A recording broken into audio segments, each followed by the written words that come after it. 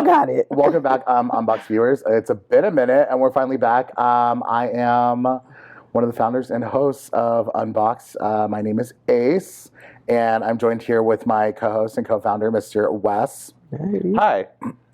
Ace in an introduction for me. Yeah. That worked out really well. We have a special guest today. We're talking with Star Palmer. Do you want to introduce yourself and tell us a little bit about yourself? So Star Palmer, pronouns are she, her, and hers. I like long walks on the beach. Yeah. Leo. Food. I'm a foodie, self-proclaimed foodie, clearly. But yeah, I'm a Leo. I'm really down to earth. I'm never wrong. Duh. That's right. I agree. That's right on point right there. Wes, I think you had an opening question that we were going to ask. What was that? Yeah, I was really interested to know, like, how many hats you wear. Like, what is, your important hats, that you can't take off, I guess. So a mother, first and foremost. I have an 18-year-old, and between me and my fiance, we have 3 children, 18, 11, and 10.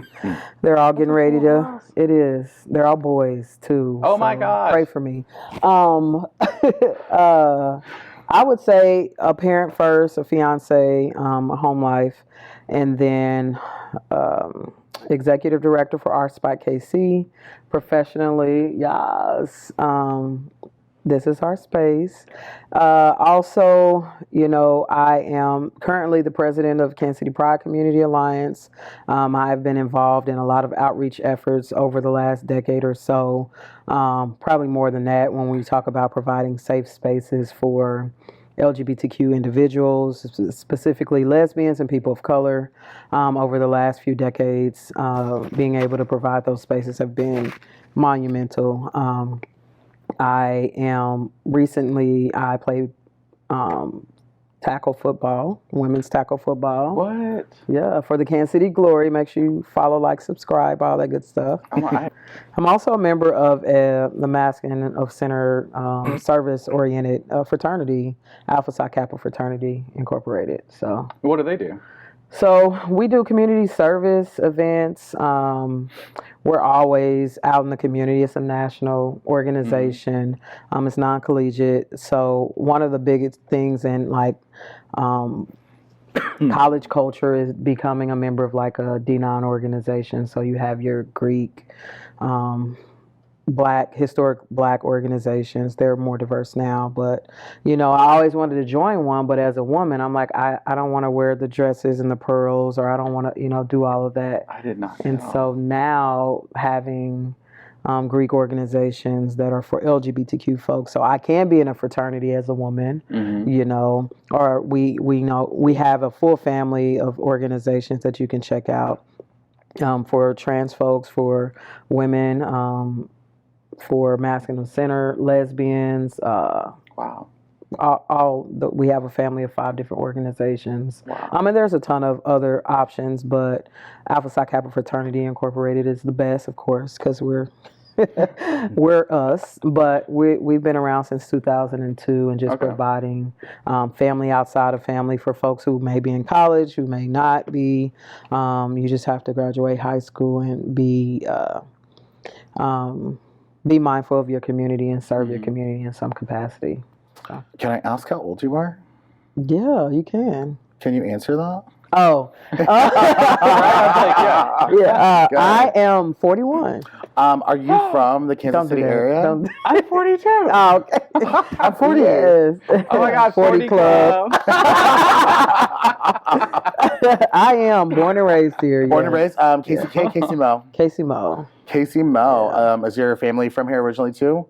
Yeah, my mom, our family, we're from all over, but mostly Texas. And born and raised here in Kansas City, Mo. All my brothers and sisters, we're all here. My dad's family is from down south as well. So southern roots, Louisiana, Texas, all of that good stuff. Good food. Very good. Yeah. So why in all your years have you chosen to stay in KC Mo? Cost of living's great here. I left for a little bit, didn't go too far for college in Topeka.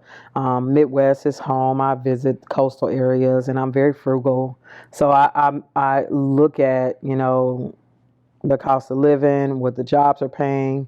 My professional background before starting the nonprofit was in construction. So I'm a union sheet metal worker, so I can take my card and go work anywhere. And I looked at some places, and I'm like, oh, I'm not paying $3,000 for this apartment, What? So yeah, I'm good. So that's why I never left. My mom's here, family. I'm really big on family, and so. So growing up, you were close to your family and you had a lot of great experiences with them? Yeah, for the most part until, I came out, I was outed. And then things got a little rocky because I grew up in church. And how old were you when you came out? I think I was out at about 15, What did you come out as? A lesbian. Yeah. You still identify as a lesbian? I still do, yeah. I think now, though, if I was me in today's time and age with information just readily available, I may be a little I'm trans-masc right now, but I probably would think through the transitioning a little bit more and stuff like that. Just based on how I felt and how I feel as a, masculine center lesbian. But who knows, We'll ask you some of these questions, and we wanted to really sit down and talk with you today, not just as a community leader, but as a friend, and trying to get to know you as somebody that is local, someone that is a native, someone that is close to their family, someone that identifies as, lesbian, trans-masculine, also someone that is Black, from the Kansas City area, and also someone, I know, like a lot of people, it's really difficult, but somebody that's 41. I mean, I could say that things 25 years ago when we were growing up are a lot different than they were now. Yeah. And I wanted to maybe ask a little bit about, a lot of queer people have issues now and they struggle with figuring out identity and gender roles and things that are happening in our culture and finding that verbiage, even though there's so much more readily available, but there's still kids in the Midwest that have a difficult time with their families and coming out. And I wanted to ask a little bit about, coming out 25 years ago, 15 years old, at a time where, I don't think we even had Will and Grace then, did we? No, We didn't and have. you're in the church. I mean, and you're. I think the biggest thing for me was, growing up, all I knew was church and home and school, right? And so becoming homeless because of, I wanted to be who I was. And I lost everything in my life at that time. School, I went to a college preparatory, made good grades, all state, all city band, but then I had to think about, where am I sleeping at tonight? So school kind of took a back burner. I jumped around a little bit junior year and ultimately ended up going to Job Corps, having to transfer onto campus for a safe place to stay, all that good stuff. I was homeless for a while and, couch surfed, slept in my car while I had one, all the things. And so when all those things were happening, how did you find out about Job Corps? Like, how did you find out about resources that could have been available to you or that were available to you that could help you? Were there people in your life? Were there, like, educators? Were there friends, family friends? Were there any church members? Were there actual family members? No, I was just navigating life and wanting to do more, knowing that, when I enrolled in Job Corps, I think I needed like 2 credits. That's how far along I was with school. Wow. And so I was in and out, I went into clinicals. They had 2 choices. I was just talking about this last night. I started here in Kansas City at the satellite. Either you went into CNA work, nursing, or business. And so at the time, the business, you had to dress up and ladies had to wear skirts. And I'm like, well, I ain't wearing no skirt, so I'm going to go to nursing. It wasn't what I wanted to do. And then when I transferred onto campus, onto Excelsior Springs, I'm like, wait, y'all got construction and all this other stuff. Cool, yeah. Yeah, and I'm like, but I was so close to finishing my clinical. I went up there and it was time to do clinicals, and you're almost out of there when you get to that point. And so I did that. They paid for my first year of college, like. Yeah, because, they were just like, you're knocking it out of the box. Like, we don't have to do much with you. And so I'm like, all right, cool, pay for my college. And, of course, it had to be something related to what you were taking. And my first semester, I realized nursing wasn't for me. I don't like blood. I don't like, yeah. And so all of the classes were like super. I missed the first day of school and they went over like every bone in the body. So I was always behind a day. And I'm like, yeah, this isn't working. So, yeah, here I am. But back to your question, to lose all of my support systems was very, I can't even put it into words. Like, at the time I was surviving, but it was so heartbreaking to like, all is gone, or people look at you differently or say certain things and it's just like, but I'm still me. I'm still Star, so fast forward, some of the reasons why I do the work that I do is because, Kansas City is still at the same point for houseless individuals that they were 20 plus years ago. Meaning lesbians and LGBTQ folks can't access the same services as others. When you talk about the big mega shelters in town, they're religious based. They screen you out for same-sex couples. They don't allow you to, if I wanted to go into shelter and I felt more comfortable being on the male side of things, first of all, they're still gender segregated, which is a whole problem. But, they wouldn't allow me to do that because my birth certificate says otherwise. Yeah. And so it's just like, how are we still here as a community 25 plus years later? And so those are the things that I navigated in going to try and access housing at the homeless shelter. Like, they looked at me and screamed me out, for a lot of different reasons. Or you have to dress a certain way, or you have to go to church, when the church that's what hurt me deeply, because I can't go to those same friends. I can't go to church. My business is out. What I'm doing is so taboo that I got to get prayed over, and I got to, go to special this. Like, I'm ostracized from all that I knew. And you can't really get healing from places that really tear you down and break you. Like, that's not where I don't even want to go from. Yeah, it's like, how is that shelter supposed to provide shelter when they're going to judge you and ostracize you as a part of that process? Absolutely, yeah. How old were you when you experienced houselessness? I would say about 16 to 20, somewhere in there.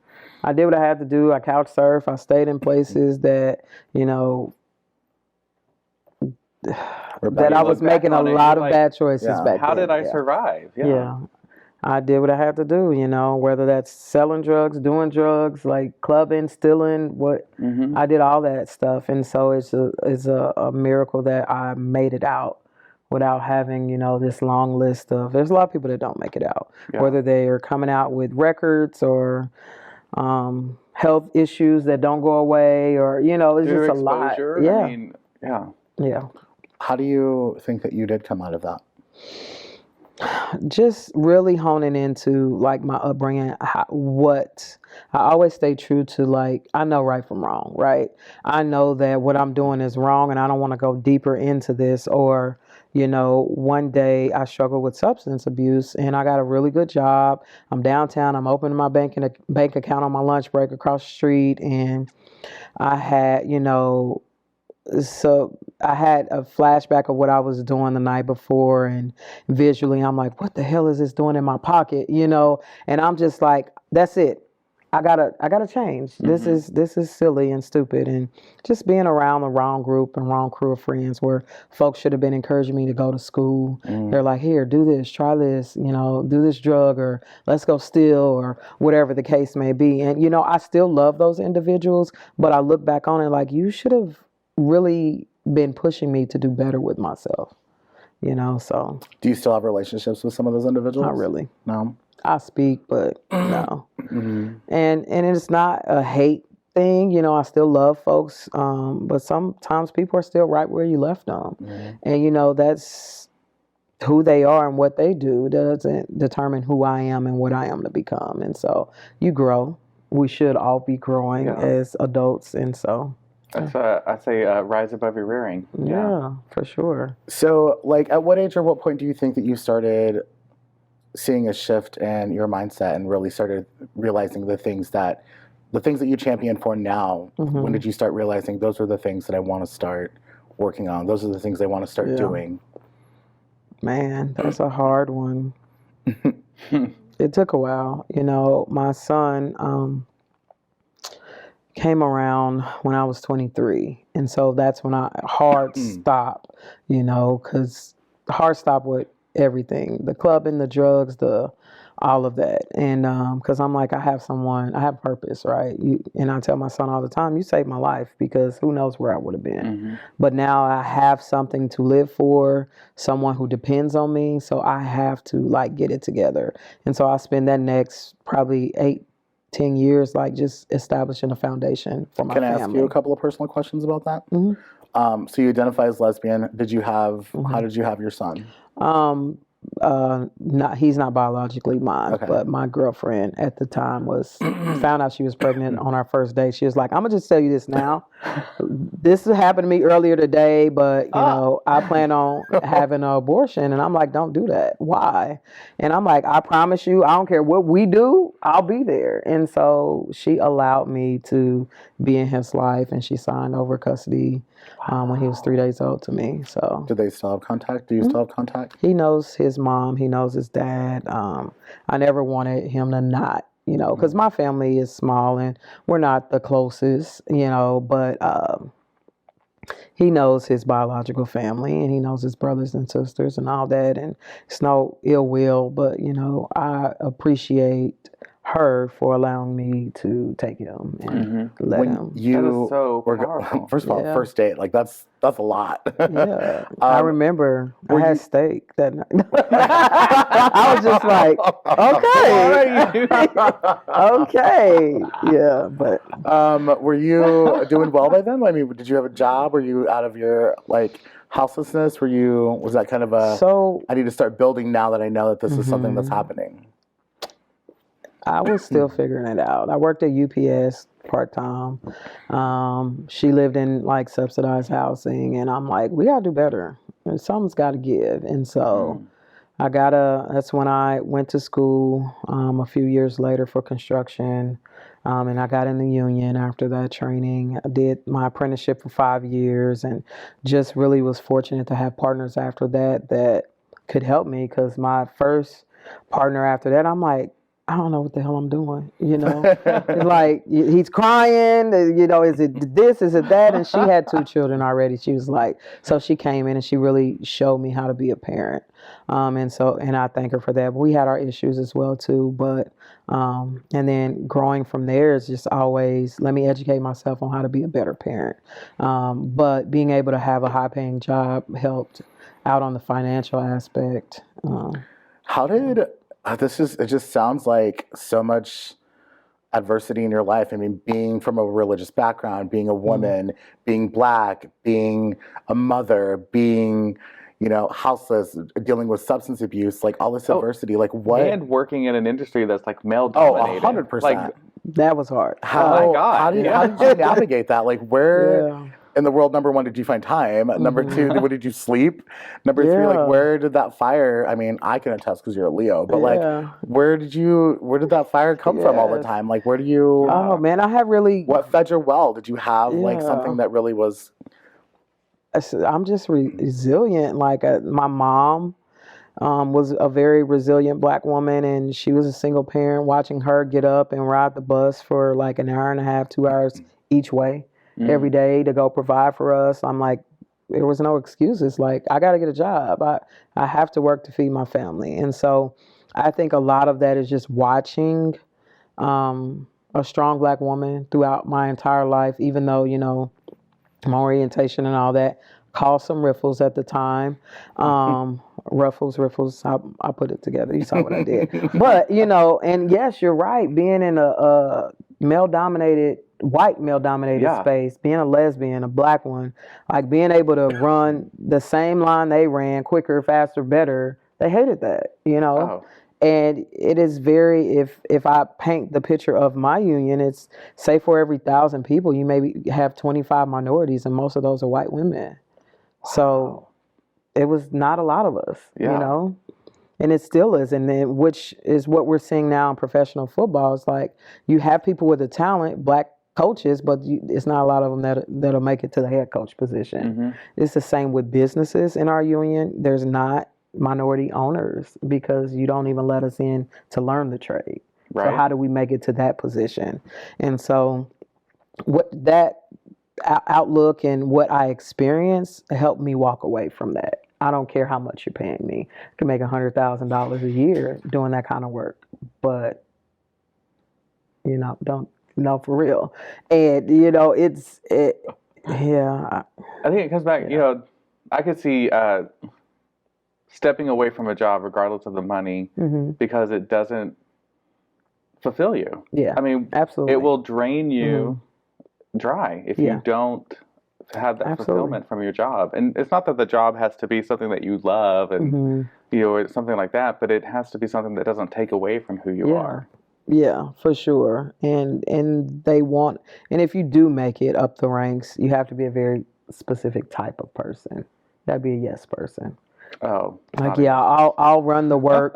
I'll run the work through me, and if I own my own company, and you'll give me a piece of it, and I'll be happy with that. No, well, no, that's not how I work. So I'm wondering, like, I've been thinking about this since Ace asked that question. Like, how do you refill your well to give back and to do the impactful work that you do, not just your job, but through your organizations that have an impact in the community and help individuals. Like, do you have a self-care routine? Do you have something that? Wait, what's that? No, I'm just kidding. I am working on it. It's a challenge every day to find the time to carve out for me.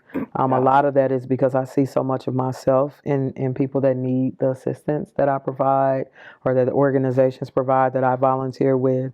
And to see them overcome their obstacles is rewarding itself that money can't buy. Right. And so I do it for the community.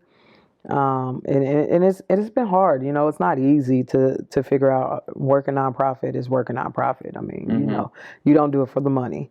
And there is no money. And so we all wear all these hats because we're, compensating for the lack thereof in the money realm.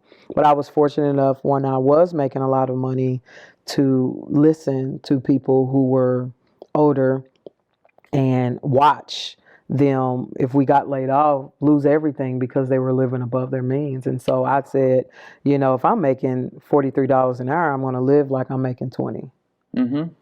So that I don't have a boat note, a car note, a house note, and all these notes, and then I lose everything, and I got to figure out how to make it off of $800 a month. Yeah. Which it's not bad, but And so I'm like, seeing folks lose everything or go through a divorce and, lose everything. And I'm just like, I don't want to be that person. And so I'm able to figure it out or, do business consulting on the side, or I can go throw in someone's heating and cooling unit on the side, do one of those a month, and I'm good. So how does your family navigate you wearing so many hats? How does that conversation go sometimes when I know there got to be some times that you're late to your kid's game or practice, or you're late to pick them up, or you're not at home for dinner sometimes when you say you're going to be, and that I know that I came from a single parent family where my dad definitely showed me a lot about work ethic and being a strong human and being, a dominant person. But there are so many times that he just missed a lot of my life because he was busy trying to provide, which to me as a kid I didn't understand at the moment, and it really did lead to some time in therapy when I got older, but also as we got older and we got to connect more as adults, I understood where he was coming from. So I always wondered that dynamic. So it is hard. When I started dating my fiance, I sent her this interview that I did with Redream Project, and she was like, "Oh, I had no idea you did all this. I just want you to know who I am." And now, of course, added more to my plate, and so we talk. I've definitely done that to people that I've dated, and they're just like, "I really like you." Well, I'm like, "Well, I'm gonna send you some Google stuff about me, so you know how really busy busy I am and what I Yeah. do, and so Yeah. you're not like Here's my calendar. caught off guard. Yeah. She's been very, supportive in a sense, and I know I need to do better at carving out time. But last year we took a family vacation and we put ourselves in a position where, like, all right, we're gonna do X amount of vacations a year. We have the kids do input. We take our own separate ones because we work so much. Thankfully, she's an entrepreneur too, and she works in IT, so she's just as busy as me. So it works for now. But we definitely do connect when we get home. Sometimes I don't want to, and when she's Right, pulling yeah. the cards out, and I'm like, "Can we just not?" Had a really rough day, and she's just like, I'm like, "All right, come on, only three," because we just go and go and go. You know how tough it is. Compromise. Compromise. Yeah, and That's so all a relationship is. Yeah. for sure. We're trying to do better to carve out some more time. I've taken some things off my plate for that very reason, and just being intentional of who gets me, right? You get a piece of me only if it aligns with all of the things, right? Did having that time during like the first part of the pandemic where everybody was at home and there weren't really opportunities to do stuff? Yeah, Like, it was super great until it wasn't. And it's just like, y'all gotta go outside. What is going on? Because everybody was in the house, kids, us. We got to figure out Wi-Fi. Right. Everybody's Yeah. on at the same. They're in class. We had a junior, senior at the time, and then the kids, and so she's trying to work. We're trying to get their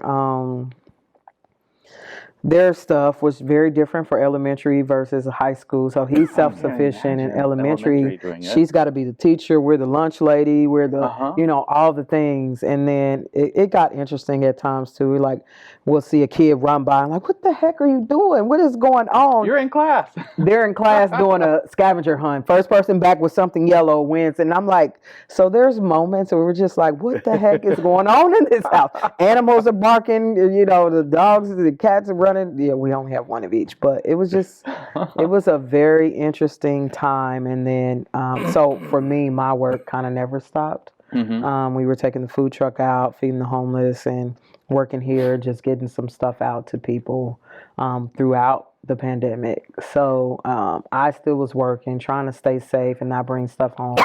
It was a lot.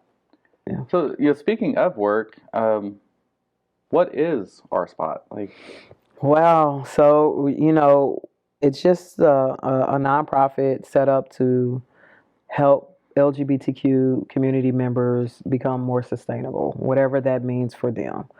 We don't set out to have a mission based on what we want to provide. Our mission is very unique in a sense that we hear and see and value what the community needs. And then we adjust as such. So the food truck, the food truck was in response to COVID.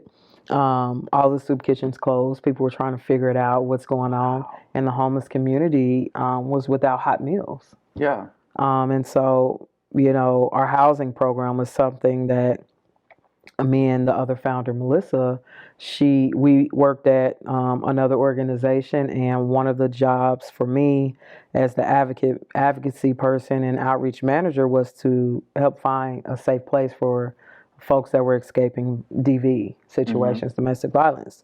And so we spent 8 hours a day, most days, advocating for our clients to get into the DV shelter. But, on the other end, they're like, well, have they had the surgery? We don't shelter men, or, all of those discriminatory things. And I'm just like, we have to be in housing.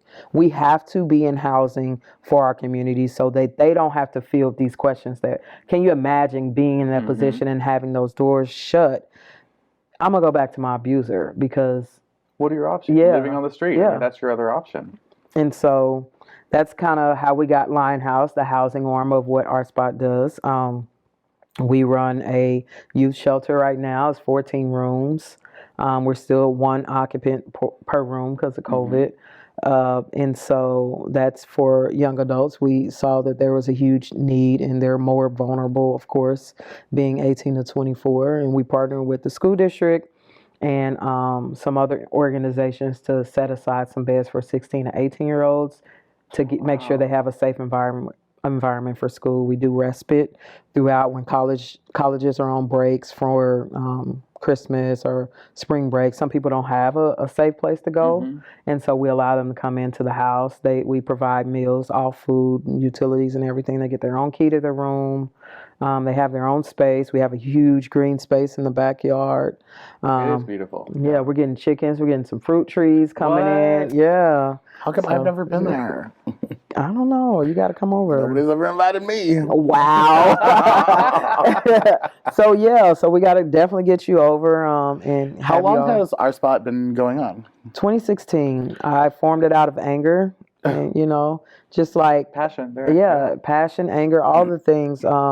The organization that I was speaking of that I worked for just kept saying, no, we don't want to get in the house, and I'm just like, well, somebody's got to do it, right?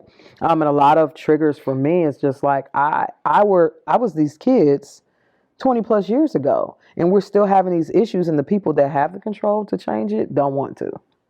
It's like, why? Yeah. Like, why? What is your why? Why? Yeah. Like, why don't you want to expand your capacity to help? Absolutely. Why do you think that they didn't want to or don't want to? They didn't want to because they felt that it wasn't aligned with the mission that they had to help victims of violence and hate violence and stuff. And I'm like, change your fucking mission. Right. Or see that it does affect those victims more so than anything else that you may or may not do. And then change your fucking mission. Yeah. Like, more of the story. Then just change your fucking mission. Well, I just think of like they are in such a position of privilege that they don't even understand how housing is such a strong component to those individuals who are experiencing DV. Yeah. Housing is healthcare. Housing is mental health. Housing is all the things. I can't concentrate on anything if I don't even know where I'm sleeping at. Right. I mean, go home. Yeah. Sit in your house and realize the privilege you don't that have you access. have. You have privilege there. And what if you didn't have access to that anymore? For sure. Because it wasn't a safe space. Yep. And so at that moment, I'm like, let me just do it. Yeah.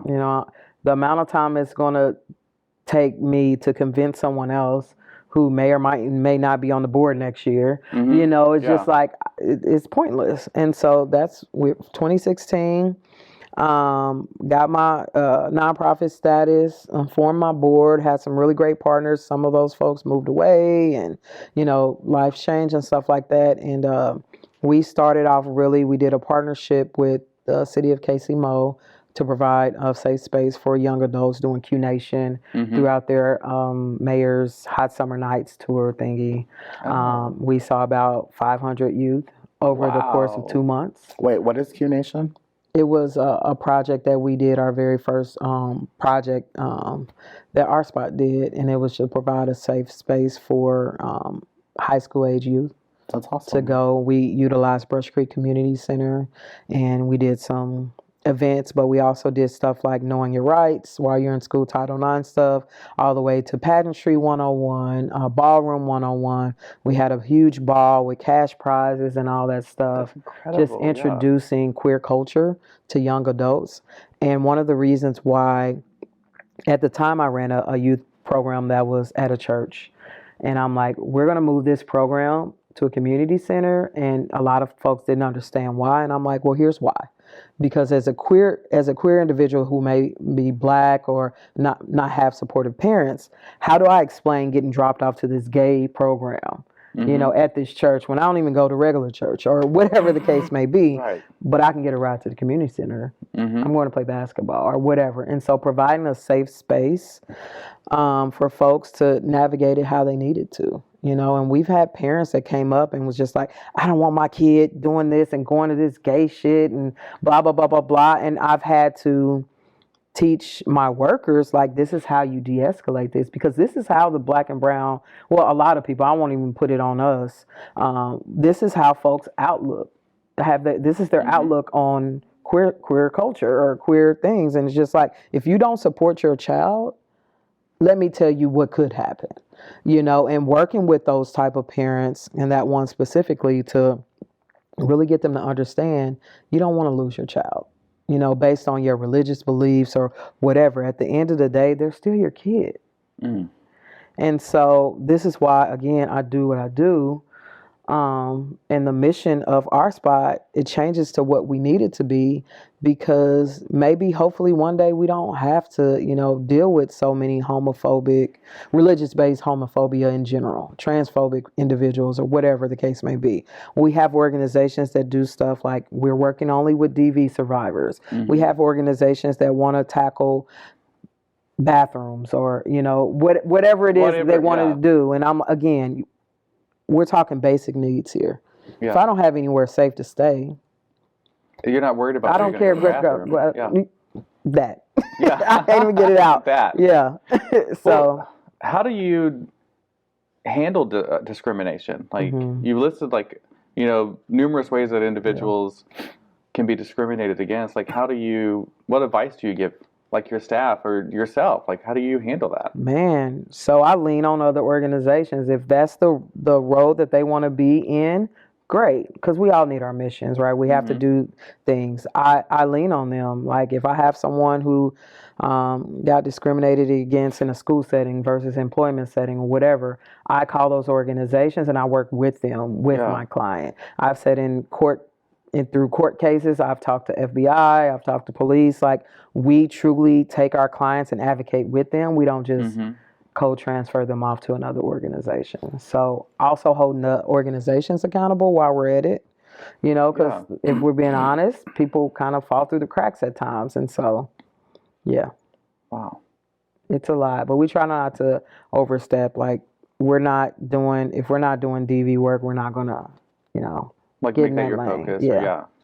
It sounds like you take those steps to, like, build community and establish those partnerships. Yeah, and allowing our clients to know that these services exist. So if there's somebody out there to support them, sometimes there's not a billboard, with the map of how to find all those individuals. At all. A lot of our programs are very hush-hush, and a lot of people think that as an organization, you work with the community, you got to do all these things. And I'm like, these are the things we do. So there's stuff that other organizations do, and we'll definitely, intro you to them and work with you through that process. So. Find your niche. Yeah, absolutely. Do what's within your capacity. Yes. Do what is within your capacity, and do it well. Is a big deal. You can't do everything great. No. Right. But you can do one thing really well. Yeah. Sure. I mean, even Walmart, they try to do everything, and some of their products suck in there. They're trying to do the most, and some of it's crappy. No, it's just garbage. Heck, the pharmacy, I'm like, y'all are so mean. Let it go. Like, what happened, boo-boo? What's going on? I will have that conversation with folks. Like, who did it? And they look at me like, what? I'm like, you're mad. So who did it? So why are you mad? Yeah. Talk to me. I'm here for you. That's awesome. Thinking about, all the work that you do and the services that your organization provides, like, are there things that your organization needs? Like, definitely funds, like donations and things like, but sometimes not everybody has the ability to donate. Absolutely. So one of our big, and I'll look at the camera, we need money.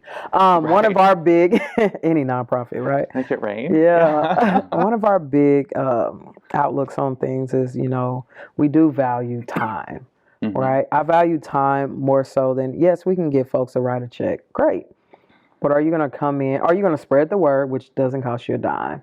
Are you going to come in and help volunteer, help clean up, help serve food, help mentor these young adults, or, do all of those things? It's just time. Yeah. We need your time. Money's great too. Small donors, people always, you go after these big high donors. Small donors are great, reoccurring. What's $30 a paycheck? We have all of that set up on our website to donate. You donate per month, $25 a month, $50 a month. But we're getting fruit trees. We're trying to do some urban farming and figure out what that looks like. Where are you currently getting, like, resources and volunteers from? Do you guys, like, from a website? Do you just do word of mouth, or are there? Kind of both. We'll put out an all call. The fraternity Alpha Nu chapter here in Kansas City does a lot of our volunteering. We've been elected to be their my stomach, I'm hungry. We've been elected to be their beneficiary, like their community service initiative for the year. Oh, cool. And so they're really good about coming out and doing any repairs around the town or around the house and stuff like that. And then like we've had some ERGs reach out. So like Black and Veatch, What are ERGs? employee resource groups for LGBTQ. Don't do that because I had to think, what is it? Well, I mean, I I know work for I a would have big told you. corporation. They have an ERG. Yeah, but I mean, Yeah. because we're doing it for viewers. I know. I would have backed got you you. up if you didn't Okay, remember. yeah. That's why I keep asking you questions when you quiz. say stuff. I know a lot of them, but like people I got watching you. me not. So Yeah. So Black and Veatch, gosh, I feel bad. Oh, it's been a few of them. Garmin is I was our thinking biggest Garmin one. would probably be one. Yeah. Black and Veatch, and then H&R Block have been really instrumental coming up and coming around and doing some stuff. We had adopted.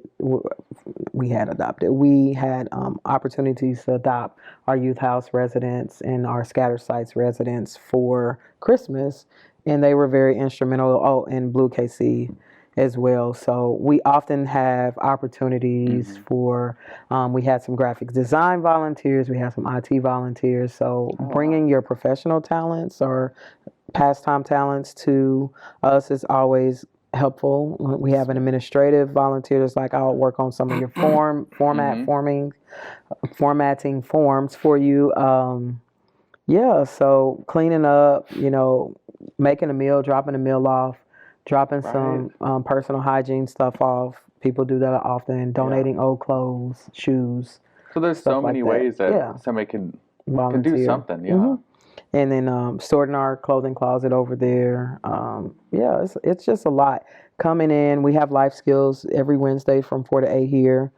Sometimes we take them out places. We've went to like Whiskey Beard and they talked about trade stuff, cutting hair. That's cool. They gave them free haircuts. So inviting our participants out to your businesses and showing them what you do, kind of talking through. Because I'm really big on visibility. When I learned about construction, really, because you're taught to go to college, and then years of financial aid, or not financial aid, years of student loans later, I found out about this program that paid me to go to school and taught me how to do construction. And then livable wages is just like you go to college and you come out and you got these entry level jobs and these high ass loans. Yeah. You can do a trade and go right into work making good money. So yeah. I teach them that stuff. we need more tradespeople. Oh, we do. We Like there's definitely gonna be do. there's a huge shortage. Yep, when There's the baby probably a huge boomers shortage. finally, it is, in skilled laborers. Skilled laborers for sure. Yeah, so we teach them about that type of stuff, and it's knowing the more you know, you don't know until you know, right? So we have folks come in and talk about their trades and stuff like that with them. Well, what's next for our spot? Ooh, so right now we're trying to scale up and get another location. Wow. We're seeing an increase of families and older adults that needing emergency solutions for housing. We're going into prison work and looking at, some prison reform and how trans folks are treated in jails, the healthcare, having the access and ability to have When they get the meds back to that they society, need and like, all of that. yeah. Yeah, so my co-pilot, Melissa, she's heading that project. It's something that's near and dear to her. We want to get into some of the reservations and see how we can partner with some reservations around the area and look at what resources that Native Americans may need, two-spirited individuals and stuff And a lot like of people that. forget, we are on native land. Yeah, absolutely. Yeah. We're very intentional moving into Wyandotte County specifically. When you look at shelters, they're all in Missouri. Yeah. There's one here, well, two including ours, and that one is for DV survivors, which is one of the folks we talked about. Like we couldn't get our folks in because it's religiously affiliated. It's only for women, all of that, and so we were very intentional coming to Wyandotte and growing in Wyandotte County because there's a huge need here. You have these Republicans or conservative-minded individuals who are actively working to you know, You can say white people. Yeah, they're white people. They like whitewash your history. Yeah. And here we have a whole month about Black history. Yeah. But they're actively trying to erase that history. Yeah. Like, what is that? What does Black History Month mean to you when that's taking place? Yeah, that's every day. We celebrate Black history all year round. Black folks are exhausted when it comes time for February, and we take a step back. You know, I was hit up by a few folks. What do you think about doing this for Black History Month?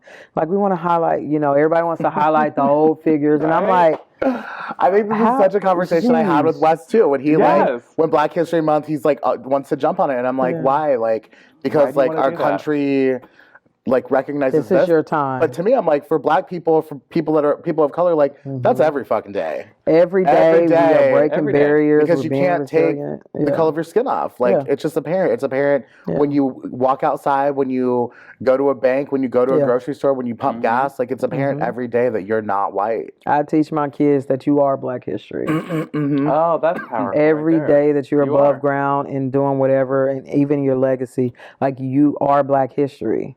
Like, you know, it's according to some statistics somewhere, you shouldn't be alive, or you shouldn't have gone this far in your education, or you shouldn't be so good at the shit that you do. Or you shouldn't have access to some of the things that you have right now. Yeah. Yeah. And so it gets exhausting, and sometimes you'll see Black people take a step back because this ain't for us, it's for y'all.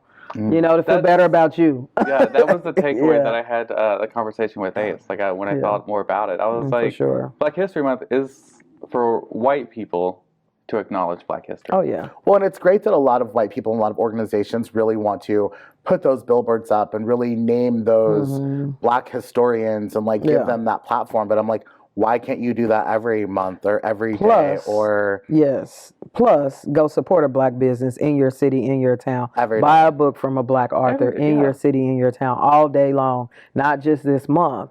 You know, make it so it doesn't seem so forced, like, oh, we have to, you know, because we're coming out of, you know, everybody was Black Lives Matter and all this stuff. You see that die down. You see everybody going back to business as usual and not calling out some stuff. And we all knew it was a phase. Like, you better ride this wave before it's gone, you know, in terms of funding, in terms of, you know, people wanting you to come speak or do all of these things. And now we're back to business as usual. We got this February, you know, smallest month of the year, and this is where we're going to throw all of our resources into this month. And it's just like, you know, call out those corporate organizations that we're going to have a statement put on our website. Is that statement still there? You know, this put out to support this and support that and blah, blah, blah. Are you still being intentional supporting Black-owned businesses, from food to vendors to all this? Like, call them out. Like, it's where that are we support at with that you this? get even during Pride Month, where it's just like they want to like highlight the rainbow, but as soon as July 1st hits, like, we're done. Next. No more rainbows. Yeah. No more Black history. Red, white, and blue. We'll get red, to you, white, and blue. We'll get the to you flag next out. year. We'll get Our to you flag. next year. One of our flags, right? We got till next year to like do this again. It's like, no, that's not how that works. Absolutely. And if you're still hanging up rainbows, then you're doing it wrong, right? We're past your basic generic rainbow. It needs to be progress or nothing else. I saw a guy wearing a shirt yesterday that had like it was a progress flag, and I was like, I love your shirt. I was like, that's the way to wear the flag. Yeah, for sure. Yeah.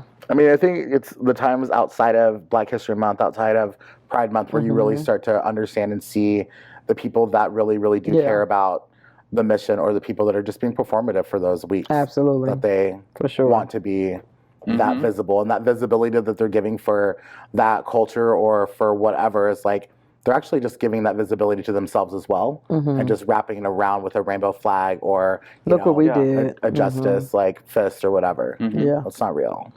It's not. It's not impactful. It's not making change happen. It's just performative. Yeah, it is performative. But you know, throughout when everybody was honed in on it, it's just like, get your money. If they want to fund you, take it. But just know that in a year, this won't be like around. This. It won't be like this. For sure. So, yeah. Does that feel like a self-fulfilling prophecy, or is it demoralizing? Like, It's both, right? So it's for them to feel better. You know, you have your white saviors, and you know they're They're literal. trying to tease that white Yeah, guilt. yeah.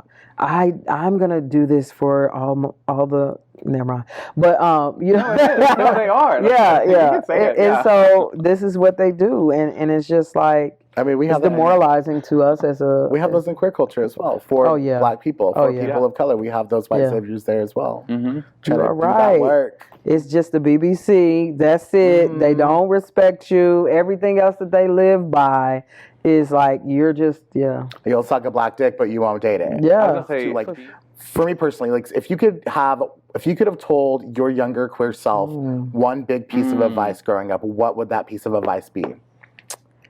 So this is for me, my advice. Personal, yes. I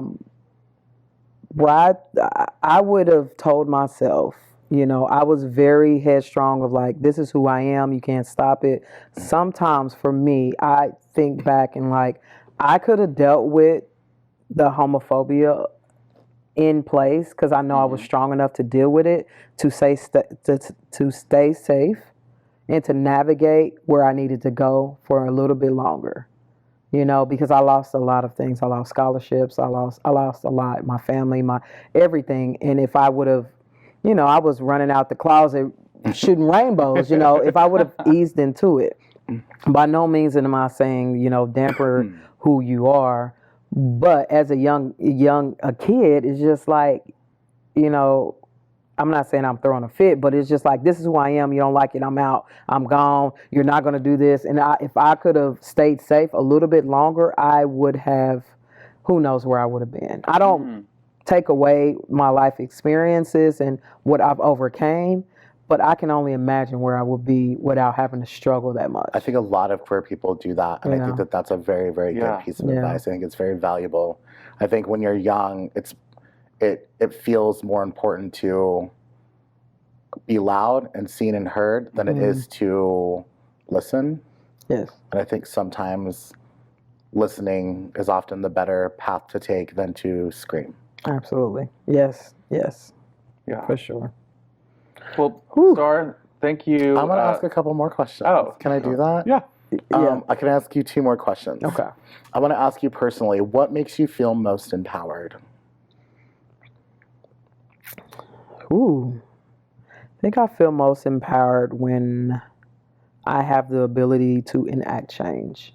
I have the ability to sit in rooms and say, no, we need to consider this and we need to do this. And if we're not doing this, I'm leaving and I'm setting this whole thing on fire. You know, being able to come out of an era of so much activism, it is very taboo to not be inclusive right now, right? Very taboo. And so if that's the headline you want, we can do that, or you can work together with me to make it, you know, and it's not call out culture, but it's a warning culture. Like, I will call you out.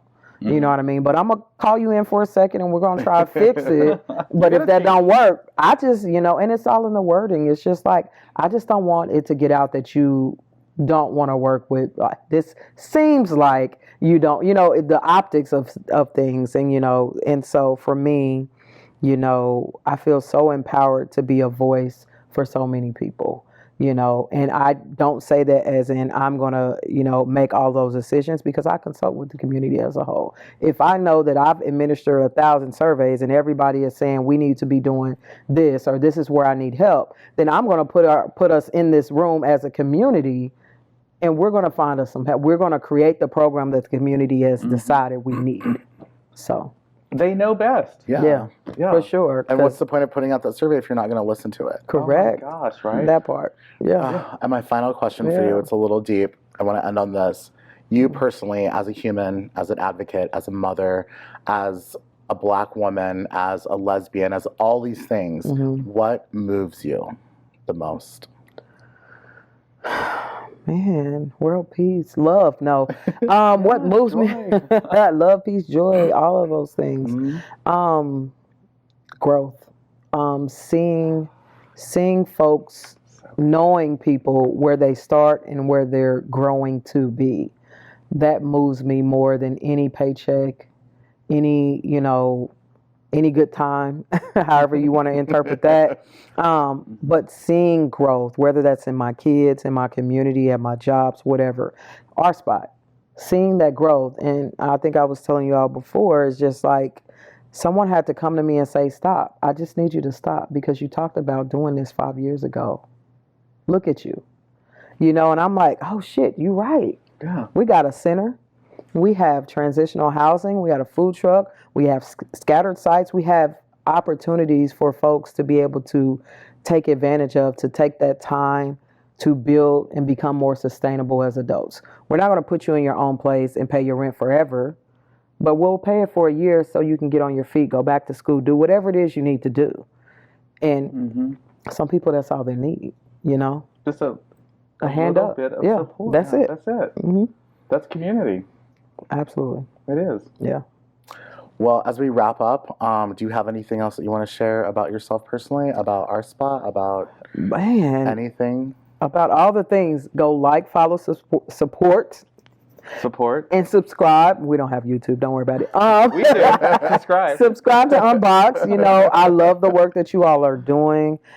Speaking to folks, coming at it from a different angle of telling stories, of listening, of molding your nonprofit to be what the community has designed and desired for what we see today. And I know I'm super excited to see it grow, you know, into what we need. We need to hear these stories. No one ever, it's rare that people stop and say, who are you? What do you do? To people who look like me. So thank you, you know, for doing that and for all the work that I know you will do. So, yeah. And if not, I will burn this bitch down. That's what I say. Well, I took that from your book, dude. It has been a very, very much an honor and a pleasure speaking with you, and I appreciate you taking time out of your very busy schedule to speak with us. I'm also, and have always been since I met you, such a huge fan. And thank you. I advocate for you all the time, and I love you, and I think you're amazing. Thank you. So thank you so much for speaking with us, Wes. Absolutely. Sorry, thank you for the time. It's been a privilege. How can someone find our spot? OURSPOTKC on all socials, mainly Facebook and Instagram. We are looking for a social media manager, someone to donate their time or kind of be, you know, low cost.